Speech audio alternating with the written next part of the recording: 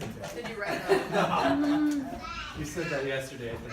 Thanksgiving yesterday, my sister told me, well, of course, tomorrow we're going to have the listing of grievances. So, I kind of prepared that a little bit. No, in all reality, as a brother, it's been fantastic. Unfortunately, we don't get to come down and visit as much. Obviously, there's quite a bit of travel time with the 2-year-old always makes it fun.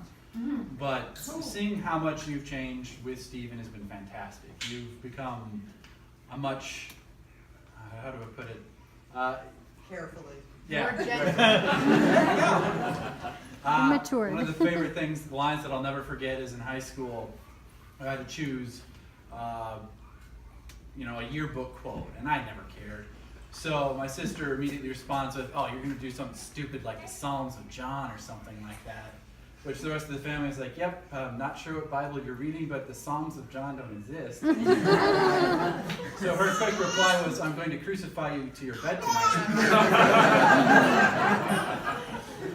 Dude, Ryan. And so, oh, absolutely. Steve got roasted, I think it's only fair. But you went from, again, just an amazing sister, wouldn't have chosen anyone else, probably. I absolutely love the fact, I love that we get to talk now and it's not nearly as aggressive as it used to be. I love how much you've changed, how much both of you have grown together, and I can't imagine a better couple. And I'm really looking forward to seeing you guys conclude your vows tomorrow. It's been an honor and a privilege for knowing both of you, and I love you both. Aw, thanks,